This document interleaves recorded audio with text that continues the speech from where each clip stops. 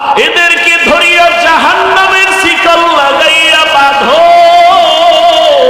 টেনে টেনে জাহান্নামের আগুনের দিকে নিয়ে যাও। ও আমার কলিজার যুবক বাবারা, আমি একবারও কিন্তু চিল্লাইয়া বয়ান করিয়াও বলি নাই পাঁচকল্লি টুপি মাথায় দাও, স্কুল ছাড়ো, কলেজ ছাড়িয়া মাদ্রাসায় যাও, না হয় জান্নাত পাইবা না, একবারও কিন্তু বলি নাই। বরং আমি বলে গেলাম, ও যুবক বাবারা, স্কুলে বড় বাধা নাই, কলেজে বড় বাধা নাই, চাকরি করো বাধা নাই, ব্যবসা করো বাধা নাই, ডাক্তার হও দোয়া করি, ইঞ্জিনিয়ার হও, প্রফেসর হও, তবে আমার অন্তরের দাবি বেয়াদব হইও না।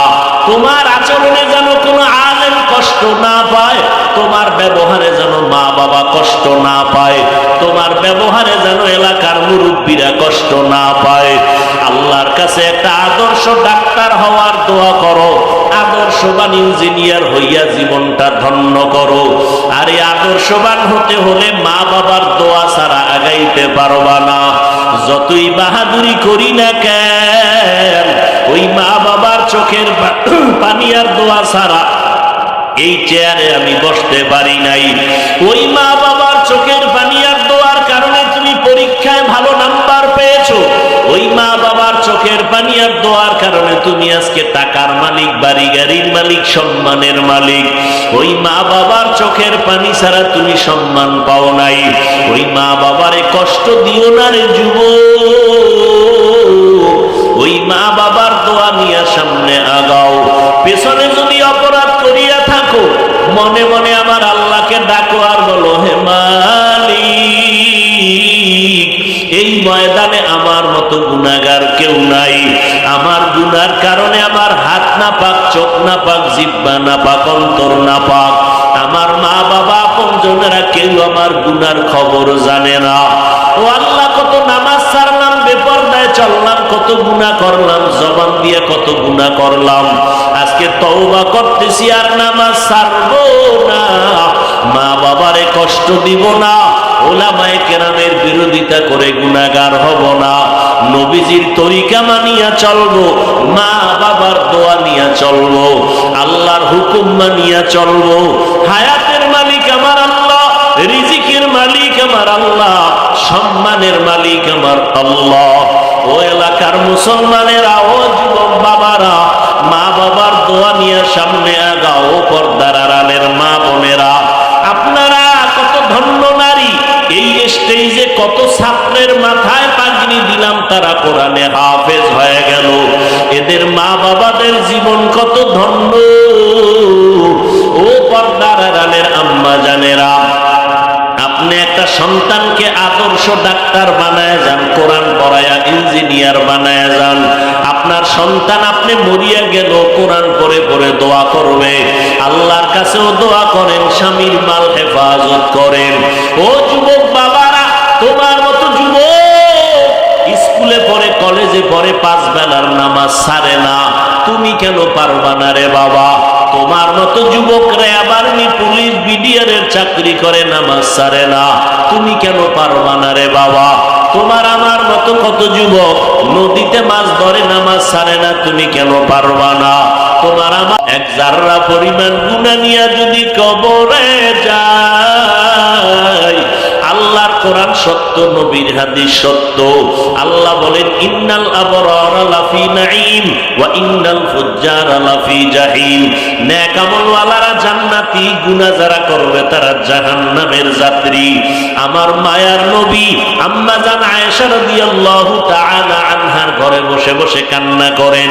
আম্মা জান বলেন, ইয়া রাসূলুল্লাহ, আপনি কাঁদেন কেন?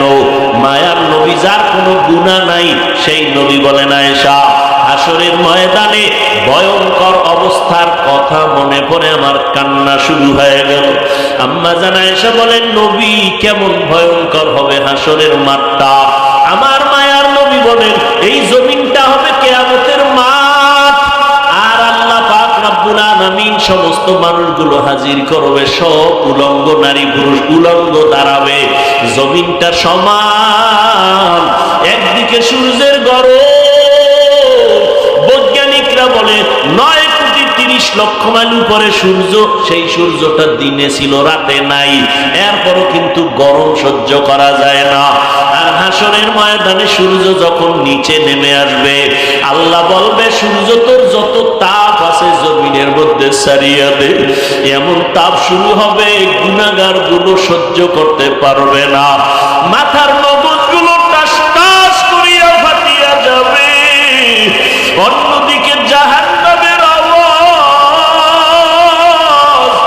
জাহান্নামের আওয়াজ, আল্লাহ পাককে বলবে আল্লাহ গুনাহগার গুলো, বেনামাজি গুলো কই, আমার পেটে দাও, আমার পেটে বড় ক্ষুধা, বেনামাজি গুলো আমার পেটের মধ্যে দাও।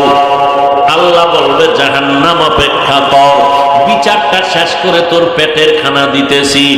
নবী বলেন অন্যদিকে আমার আল্লাহ রাগান্বিত একটা আওয়াজ দিবেন, লিমানিল মুলকুল ইয়াউম লিল্লাহিল ওয়াহিদিল কাহ্হার।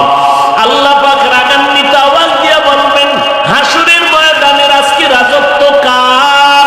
নবী বলেন ও আয়েশা, আল্লাহ যখন রাগান্বিত হয়ে আওয়াজটা দিবে, হাসরের ময়দানটা থরথর করে কেঁপে উঠবে, মানুষগুলো পাগলের মতো দৌড়াইতে থাকবে। একদল উম্মতেরা ইব্রাহিম নবীর কাছে গিয়া বললাম একটু সুপারিশ করেন, সহ্য করতে পারি না আযাব, সূর্যের গরম। ইব্রাহিম নবী বলবে আজ আমার কি উপায় হবে, উম্মত তোমরা চলে যাও, আমার চিন্তায় আমি ব্যস্ত হয়ে গেলাম। ঈসা নবীর কাছে যাবে একই আওয়াজ, মূসা নবীর কাছে যাবে একই আওয়াজ, আল্লাহর নবী আদম আলাইহিস সালামের কাছে যাবে একই আওয়াজ। এবার উম্মতেরা কোথায় যাবে? আম্মা জান আয়েশা রাদিয়াল্লাহু আনহাকে প্রশ্নের জবাবে নবী বলেন ও আয়েশা, উম্মতগুলো পাগলের মতো ছোটাছুটি করবে, এরপরে এক পর্যায়ে গিয়া আমারে তালাশ করবে, আমাকে খুঁজবে, একটু আমি মাওলার কাছে সুপারিশ করি। আমার নবীর প্রশ্নের কথার জবাবে আম্মা জান আয়েশা বলেন ইয়া রাসূলুল্লাহ, উম্মতেরা আপনাকে কোথায় তালাশ করে পাবে? আল্লাহর নবী বলেন আয়েশা, আমাকে তালাশ করতে করতে গিয়া দেখবে আমি মাওলার সামনে মাকামে মাহমুদে সিজদায় পড়ে কান্নায় অবস্থায় বেহুশ, আমি কান্না করতে থাকবো সিজদায় পড়িয়া। আর আল্লাহকে বলবো, ঈসা নবী বলছে আল্লাহ আমার উপায় কি হবে, উম্মতের কথা ভুলিয়ে গেছি। মূসা নবী উম্মতের চিন্তা করবেন না, ঈসা নবী উম্মতের চিন্তা করবেন না, আর আপনার আমার মায়ার নবী আম্মা জানকে বলেন ও আয়েশা, আল্লাহর কাছে আমি একবারও বলবো না আল্লাহ আমাকে তুমি বাঁচায় দাও, আমি আল্লাহর কাছে কান্না করে বলবো আমার উম্মতের বাঁচাও, আমার একটা উম্মত যেন জাহান্নামে না যায়। জাহান্নামের এক সেকেন্ডের গরম আমার উম্মতেরা সহ্য করতে পারবে না। ও আল্লাহ আমার উম্মত গুলোরে তুমি বাঁচাও। আম্মা জান আয়েশাকে নবী বলেন আমার কান্না দেখে আমার মাওলার কুদরতি অন্তরে মায়ার জোশ আসিয়া পড়বে। আল্লাহ বলবে নবীজি মাথা উঠান, আপনি কান্না করবেন না, আমার প্রিয় এর সাথে বেয়াদবি করবি না। বাঘ বলে ও আল্লাহ, যদি কখনো তোমার প্রিয় বান্দার সামনে আমি পড়িয়াই যাই, আমার তো হঠাৎ মেজাজ গরম হয়ে যায়, তুমি দয়া কইরা মেজাজটা ঠান্ডা কইরা দিও, যাতে করে তোমার মুমিনের সাথে কোনো বেয়াদবি না হয়। বাঘ দামি না মানুষ দামি? হ্যাঁ, মানুষ। অতএব মানুষ বাঘের গোলাম হবে না, বাঘ মানুষের গোলাম হবে। এই নজির জমিনে আছে না নাই? আছে। খাকো বাদ আবু আতিশ বান্দান বামানো তু মুর্দাবাদ জিন্দা। সাহায্য কেন চাইব তার জবাব দিলাম, আমরা দুর্বল, দুর্বল, আমরা চূড়ান্ত ভাবে দুর্বল, এই কারণে সাহায্য চাইতেই হবে। এখন কথা হলো সাহায্যটা আমরা কার থেকে নিব? 3 নাম্বার প্রশ্ন, সাহায্য কেমনে চাইব? আপনাদের কষ্ট হয় না তো? উঠা বসা করলেই মোনাজাত, হাত দুইটা উঠাবো, শেষ। আর জীবনে এখানে আসবো কিনা, আর হাত নিচে নামবে কিনা আল্লাহ ভালো জানে।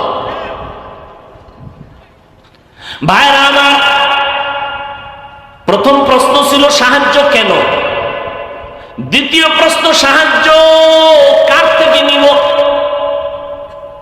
এই ক্ষেত্রে আমার জবাব হলো তিনটা দুর্বলতা যার নাই তার থেকে সাহায্য নিতে হবে। কয়টা?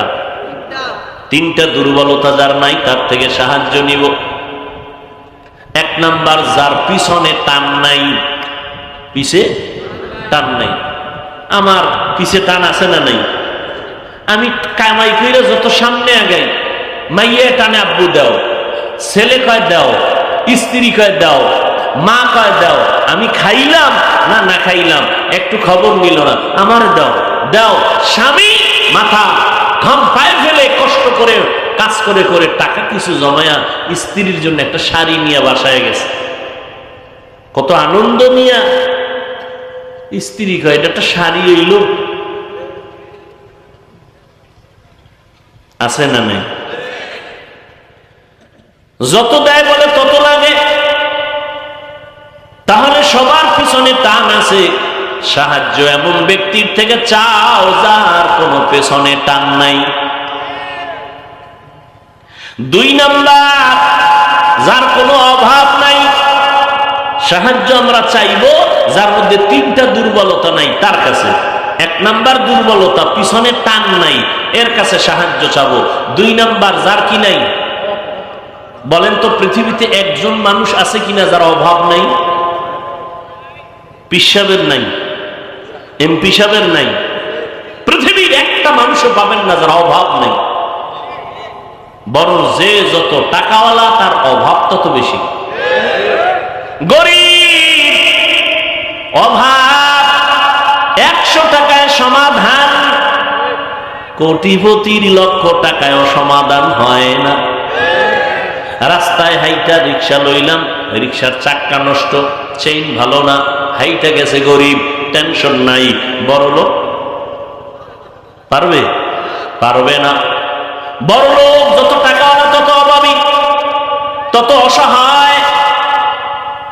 আবার বড় লোক কিন্তু গরিবের কাছেই বেশি অসহায়, ঠিক না? গরিবেরা যদি নদীর মধ্যে গিয়া মাছ না ধরতো, কোন চান্দুর জবানে মুখ দিয়া মাছ ঢুকতো না, ঠিক নেই? সুন্দরবনের যদি মধু খাইটা না আনতো তো মধু পাইতাম না। গরিবেরা যদি ময়দানে কাজ না করতো তো বড় লোকের ঘরের মধ্যে ধানের চাল যাইতো না, গমের আটা যাইতো না। গাধার মতো কষ্ট করে গরিব, আর বড় লোকেরা জুলুম করে গরিবের সাথে বেশি, ঠিক নেই? গরিবেরা যদি বড় লোকের গাড়ি না চালায় বড় লোক চলতে পারে না, ঠিক নেই? গরিবেরা যদি বড় লোকের ঘরে কাজ না করে তাহলে 5 তলা বিল্ডিং টাইলস করা, মোজাইক করা গরুর গোয়াল ঘর হয়ে যাবে। বাথরুম পরিষ্কার করে দেয় গরিব, জুতা মুছে দেয় গরিব, ঠিক নেই? যে যত বড় তার অভাব তত বড়। পৃথিবীতে অভাব ছাড়া কোনো মানুষ নাই। 3 নাম্বার দুর্বলতা, যার কোনো স্বার্থ নাই। কি নাই? কি ঝামেলা? কোন ঝামেলা? ডিস্টার্ব করেন কেন? বাইরে আমার আরেকটু সামনে যাব না শেষ করে দিব? 3টা দুর্বলতা নাই। এক বললাম যার কিছুটা নাই। 2 নাম্বার, যার কোনো অভাব নাই। 3 নাম্বার দুর্বলতা, যার কোনো স্বার্থ নাই। কি নাই? আচ্ছা বলেন তো, দুনিয়াতে একটা লোক যার স্বার্থ নাই আছে? আমি 2 জন পাইছি। কয়জন? 2 জন। একজন পাইছি আব্বা জান আর একজন আম্মা জান। 2 জন পাইলাম আব্বা জান আম্মা জান, যাদের কোনো স্বার্থ নাই। কিন্তু দুঃখ, এই জমিনের মধ্যে এই আব্বা আম্মাকেও দেখলাম অনেক ক্ষেত্রে তারাও স্বার্থ ছাড়া কিছু বুঝে না। আমার সোনার বাংলাদেশে অনেক মা বাবা সন্তানের জবাই করে, আছে না নেই? আবার অনেক সন্তান মা বাবারে জবাই করে। আছে না নাই? এটা কোন থানা? হ্যাঁ, কয়রা থানার ডায়েরি গিয়ে তালাশ করে দেখবেন। কয়রা থানার ডায়েরি গিয়ে তালাশ করে দেখবেন কত সন্তান মা বাবার বিরুদ্ধে মামলা করেছে, মা বাবা সন্তানের বিরুদ্ধে মামলা করেছে। আছে না নাই? তাহলে স্বার্থ ছাড়া কেউ নেই। গত কয়েকদিন আগের ঘটনা, আল্লাহ মাফ করেন, বাবা তার আপন মেয়েকে হোটেলের মধ্যে নিয়ে একা, আজকের রাতের জন্য তুমি আমার স্ত্রীর মতো। আরো জোরে বলেন। জিন্দেগি মে বন্দগি তু করনা হে, जिंदगी में बंदगी तू करना है, जिंदगी बे बंदगी शर्मिंदा है, जिंदगी बे बंदगी शर्मिंदा है। दुनिया में हो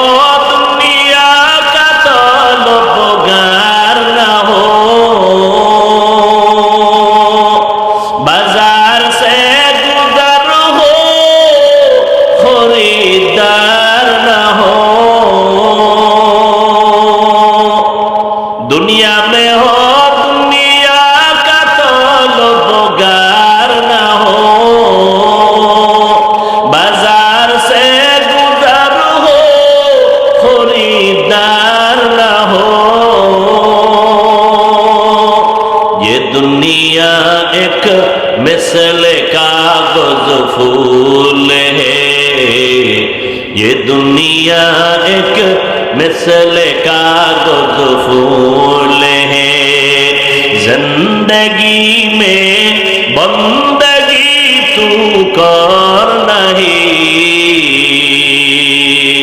जिंदगी में बंदगी तू करना है, जिंदगी बे बंदगी शर्मिंदा है, जिंदगी बे बंदगी शर्मिंदा है। अरे नबीरा आशेक সাহায্য কেন চাইবো তার জবাব দিয়েছি আমরা সবাই বড় দুর্বল। সাহায্য কার থেকে চাইবো জবাব দিয়েছি যার মধ্যে তিনটা দুর্বলতা নাই, পিছুটান নাই, অভাব নাই, 3 নাম্বার কি বলছি, স্বার্থ নাই। এই তিনটা নাই এমন কোন মানুষ জমিনে নাই, তবে একজনই আছেন যার কোনো স্বার্থ নাই, অভাব নাই, যার কোনো পেছনে টান নাই। তিনি হলেন আমার একমাত্র আল্লাহ। আমার আল্লাহর কোনো পিছনে টান আছে? আল্লাহর ছেলে মেয়ে আছে? লাম ইয়ালিদ লাম ইউলাদ উলাইকা ওয়ালিদু মাউলুদিরা খালেকা। আল্লাহ কাউকে জন্ম দেন নাই, কারো থেকে জন্ম নেন নাই, আল্লাহর কোনো পেছনে টান নাই। আল্লাহর স্ত্রী নাই যে বলবে আমারে দাও, আল্লাহর ছেলে মেয়ে নাই যে বলবে আমাকে আগে দাও। আল্লাহ বলেন আমার একমাত্র আপন হলো মানুষ। আমি বড় আদর করে মানুষ বানাইছি। আমি আল্লাহ দরজা খুলে প্রতিদিন ডাকি। প্রথম আসমানে আমি আল্লাহ ভোর রাত্রে হাজির হয়ে যাই। আমি আমার বান্দাকে দেওয়ার জন্য ভোর রাত্রে আমি প্রথম আসমানে আসি, বান্দাকে দেওয়ার জন্য। ও বান্দা কি লাগবে বল, আমি আল্লাহ তোমার আশা পূরণ করার জন্য রেডি হয়ে গেলাম। চাইতে দেরি হবে, আমি আল্লাহ তোমাকে দিতে মোটেও দেরি করব না। আল্লাহ দেওয়ার জন্য উদ্গ্রীব হয়ে আছেন। আল্লাহ বলেন বান্দা তুমি চাও আমি দিব। আল্লাহকে ডাকার মতো ডাকো, আল্লাহ জবাব দিবেন। উদউনি আস্তাজিব লাকুম। আল্লাহ তাআলা দেওয়ার জন্য আল্লাহ প্রস্তুত হয়ে থাকেন। আল্লাহর পেছনে কোনো টান নাই। আল্লাহর কোনো অভাব আছে নাকি? নাই। আল্লাহ পাক বলেন, আমি আল্লাহ হলাম শ্রেষ্ঠ ধনী, আমি প্রশংসিত ধনী। ও আল্লাহর বান্দারা, আল্লাহর কোনো স্বার্থ পর্যন্ত নাই। আল্লাহ পাক বলেন, আমার স্বার্থ আমার গোলাম, আমার বান্দা। আমার বান্দা যা চাইবে আমি দেওয়ার জন্য রেডি হয়ে গেলাম। অতএব এতক্ষণ আলোচনার দ্বারা কি বুঝলাম? সাহায্য লাগবে, এটা ছাড়া চলা যাবে না। তবে কার থেকে সাহায্য চাইব? তার জবাব হলো আল্লাহর কাছে সাহায্য চাইব। আমার নবীর থেকে দামি কোনো পীর, আমার নবীজির থেকে দামি কোনো মুফতি, কোনো মুহাদ্দিস, কোনো মুফাসসির আছে? কোনো দার্শনিক? কেউ নেই। আমার নবী সমস্ত মাখলুকাতের মধ্যে শ্রেষ্ঠ, ঠিক তো? এবার বলেন তো, আমার নবীর হায়াত কত ছিল? 63 বছর হায়াত। আমার নবীর এই হায়াতে নবীর কিছু প্রয়োজন হইলে কার কাছে চাইতেন? আল্লাহর কাছে। আমার নবী যদি আল্লাহর কাছে চাইতে পারেন, আপনার আমার আল্লাহর কাছে চাইতে সমস্যা কোথায়? আল্লাহর কাছে কেন চাইবেন না? যারা আল্লাহর কাছে চাইতে রাজি না তারা বলেন, আমার আল্লাহ কি দিতে পারে না? তাহলে কেন চান না? আল্লাহ কি আপনার পছন্দ হয় না? যদি তাই হয় তো আল্লাহর কাছে কেন চাইবেন না? মাখলুকাতের কাছে কেন চাইবেন? ওরে বান্দা, নদীর মাছ না খাইয়া মরে নাই, জঙ্গলের হাজারো প্রাণী না খাইয়া মরে না, উড়ন্ত পাখিরাও না খাইয়া মরে না। আমরা মানুষ বড় দামি, আমরা কেন না খাইয়া কষ্ট পাবো? বড় আমরা তো সবার থেকে রিজিক আগে পাবো। বনি ইসরাইল মুসা নবীর উম্মত, ঈসা নবীর উম্মত, আসমান থেকে ডাইরেক্ট খানা আল্লাহ পাঠাইতেন। সন্ধ্যাবেলা দেখতো জমিনের মধ্যে বৃষ্টির মতো হালুয়া পড়ে আছে, আর পাখির বুনা গোশত জমিনে পড়ছে। আল্লাহ কয়, মুসা, আপনার উম্মত কিন্তু চালাক বেশি, আমি ডেলি যেই খানা দেই যেন ডেলি খেয়ে ফেলে, কালকের জন্য যেন রেখে না দেয়। চালাকি করলে খানা বন্ধ হয়ে যাবে। উম্মতেরা খানা পাইয়া মজা লাগছে, চিন্তা করছে পরে পাই আর না পাই, কিছু খাইয়া আগামীকালকের জন্য রাইখা দিছে। আসমান থেকে আসা বন্ধ হয়ে গেছে।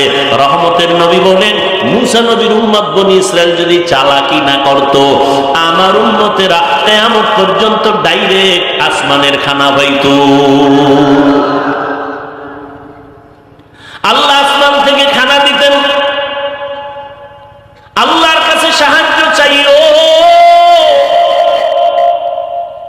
এখন অনেকে বলে, অনেক চাইছি আল্লাহ দেয় না, এই জন্য চাওয়া বন্ধ করে দিচ্ছে। আল্লাহর কাছে অনেক চাইছি, দেয় না। ও আল্লাহর বান্দারা কেমনে চাইবেন? আমি শুরুতেই বলেছিলাম, চেয়ারম্যান সাহেবের কাছে যদি কোনো বরাদ্দ চান, নিয়ম আছে না? আল্লাহর কাছে কেমনে চাইবে? আল্লাহ কয়, দুই জিনিসের মাধ্যমে চাইতে হবে। কয় জিনিস? 1 নাম্বার জিনিসের নাম ধৈর্য, 2 নাম্বার হলো নামাজ। আমগো মধ্যে দোনোটা ফুল আছে, ধৈর্যও নেই, নামাজও নেই। নামাজের মধ্যে নামাজ পড়ে মুসল্লি, 5 ওয়াক্ত নামাজ পড়ে না, পড়ে। এই যে রোজার মাস গেল, কত বরকতের মাস। এখানে এমন আশিকে রাসূল আছে, রোজার মাস পাইয়াও রোজা রাখে নাই। কিছু কিছু কুলাঙ্গারেরা বলছে, ঘরের মধ্যে কি ভাতের টান আছে, রোজা রাখবো কেন? আমরা কি ভাতের টানে রোজা রাখছি? আমরা তো আল্লাহর মহব্বতে রোজা রাখছি, ঠিক নেই? আবার একদল আশিকে রাসূল এই মাঠে আছে, রোজার মাস রোজা রাখছে, তারাবির নামাজ পড়ে নাই, বিআইপি মুসলমান নাই। আবার একদল তারাবি পড়ছে ঠিক, পুরা 20 রাকাত পড়ে নাই। আছে না নাই? কেউ আপনি পুরাটা পড়েন না কেন? কয়, ওমরে ফারুক রাসূলের সাহাবীর সাথে ঘুমের ভিতরে আমার একটু ঝগড়া লাগছিল। কারণ 20 রাকাত তারাবি হযরত ওমর রাদিয়াল্লাহু তাআলা আনহু সাহাবায়ে কেরামদের মিটিং করিয়া এরপরে সিদ্ধান্ত নিয়ে চালু করেছিলেন মসজিদে নববীতে জামাতের সাথে। ভাইরা আমার, এখানে যে এত মানুষ, খেয়াল করবেন, এত মানুষ, এমন আশিকে রাসূল এখানে আছেন, আজকের ফজর পড়ে নাই, জহুর পড়ে নাই, আসর পড়ে নাই, মাগরিব পড়ে নাই, এশাও পড়ে নাই। এরা চিল্লাইতেছে, হুজুর বয়ান বাড়ায় কইরেন, দরকারে ফজরও পড়ুন না। কেন কয় নামাজ না পড়লে আমাদের দিল পরিষ্কার। আমরা গাঁজা খাইলেও কোনো টেনশন নেই, নেশা পান করলেও আমাদের দিল পরিষ্কার। এরে যুবক, কয়দিন আর বাহাদুরি করবি? এমন একটা দিন নাই যুবকের লাশের খবর নাই। পানির নিচে যুবকের লাশ, ঘুমের বিছানায় যুবকের লাশ, গাড়ির চাকার তলে যুবকের লাশ। কয়দিন আর বাহাদুরি করবারে বাবা? ও যুবক আল্লাহর গোলাম, তুমিও মুসলমান, আমিও মুসলমান। তোমার আল্লাহ আমার আল্লাহ এক, তোমার নবী আমার নবী এক নাকি আলাদা? তোমার আমার কোরআন, ধর্ম, কালেমা, কাবা সব এক। দুনিয়াতে আসছি সিস্টেমও নাকি আপনারা লঙ্গি পরে আসছিলেন? সিস্টেমও এক। বিদায় বেলা কাফনের কালার হবে তাও নাকি তাবলিগ ওয়ালাদের কাফনের কালার একরকম, চরমনায় ওলাদের কালার আর এক রকম? হ্যাঁ, কে ধনী কে গরিব, কে আলেম কে মূর্খ, কে ইমাম কে মুক্তাদি, কে ডাক্তার কে রোগী, কাফনে ঢুকার পরে সবার বাহাদুরি শেষ। না কাফনের উপরে লেখা থাকবে বড় হুজুরের লাশ, সব একাকার হয়ে যাবে। কাফনের কালারও এক, কবরের সাইজও হবে। কবরে রাখার পরে বিদায় হওয়ার পরে প্রশ্ন হবে তিনটা, তাও এক। আমাকে যেই প্রশ্ন, আপনাকেও সেই প্রশ্ন, বেঈমানেরও সেই প্রশ্ন। প্রশ্ন তিনটা, রবের পরিচয় দাও, ধর্মের পরিচয় দাও, রাহমাতুল লিল আলামিনের পরিচয় দাও। ও যুবক বাবারা, তোমার আমার আল্লাহ এক, নবী এক, কোরআন এক, কাবা এক, ধর্ম এক, কালেমা এক।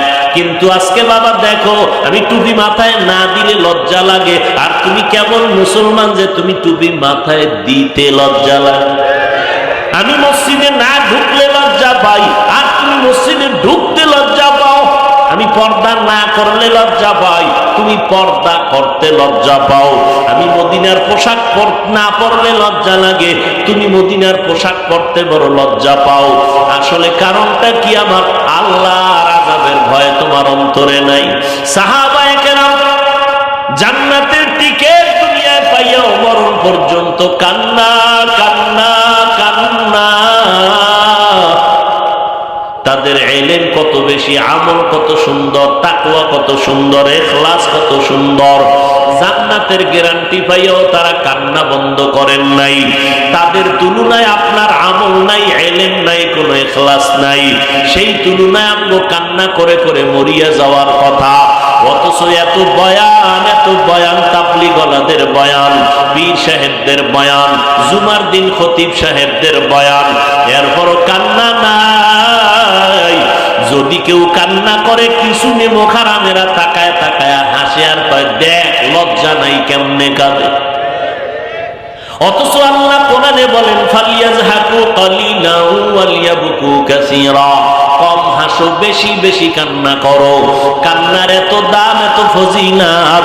মদিনার নবী বলেন, গাভীর ওলান থেকে দুধ বের করিয়া ভেতরে যেমন ঢুকানো সম্ভব না, যারা আল্লাহর আযাবের ভয়ে গুনার কথা স্মরণ করিয়া এক ফোঁটা চোখের পানি ছেড়ে কান্না করবে, আল্লাহর নবী বলেন ওই কান্নাওয়ালা বান্দা বান্দিকে জাহান্নামে ঢুকানো সম্ভব না।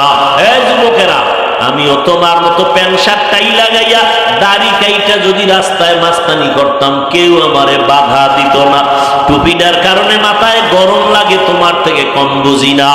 দাড়ির কারণে যৌবনের ভাব চলে যায়, তোমার থেকে কম বুঝি না। লম্বা জামাটা পরার কারণে শরীর গরম লাগে, তোমার থেকে কম বুঝি না। এরপরও কেন নামাজ সারি না, বেপরদায় চলি না? আবার পাও ধুইয়া ধুইয়া কত বিনয়ের সাথে তোমাকে বুঝাইতেছি রে বাবা। এ আল্লাহর বান্দারা, কারণটা কি? একমাত্র কারণ আমার আল্লাহর কোরআন সত্য, নবীর কথা সত্য রে বাবা।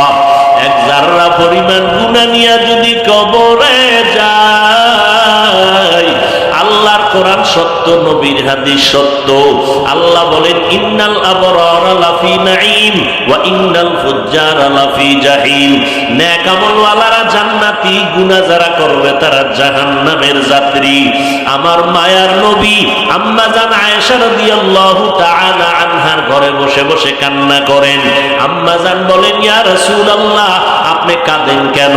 মায়ার নবী যার কোনো গুনাহ নাই সেই নবী বলেন আয়েশা, হাসরের ময়দানে ভয়ঙ্কর অবস্থার কথা মনে পড়ে আমার কান্না শুরু হয়ে গেল। আম্মা জান আয়েশা বলেন নবী কেমন ভয়ঙ্কর হবে হাসরের মাঠটা? আমার মায়ার নবী বলেন এই জমিনটা হবে কিয়ামতের মাঠ, আর আল্লাহ পাক রব্বুল আলামিন সমস্ত মানুষগুলো হাজির করবে, সব উলঙ্গ নারী পুরুষ উলঙ্গ দাঁড়াবে, জমিনটা সমান, একদিকে সূর্যের গরম, বৈজ্ঞানিকরা বলে 9,30,00,000 মাইল উপরে সূর্য, সেই সূর্যটা দিনে ছিল রাতে নাই, এরপরও কিন্তু গরম সহ্য করা যায় না। আর হাসরের ময়দানে সূর্য যখন নিচে নেমে আসবে, আল্লাহ বলবে সূর্য তোর যত তাপ আছে জমিনের মধ্যে ছাড়িয়ে দে।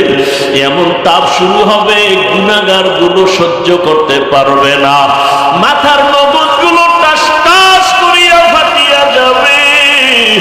অন্যদিকে জাহান্নামের আওয়াজ, জাহান্নামের আওয়াজ, আল্লাহ পাককে বলবে আল্লাহ গুনাহগার গুলো বেনামাজি গুলো কই, আমার পেটে দাও, আমার পেটে বড় ক্ষুধা, বেনামাজি গুলো আমার পেটের মধ্যে দাও। আল্লাহ বলবে জাহান্নাম অপেক্ষা কর, বিচারটা শেষ করে তোর পেটের খানা দিতেছি।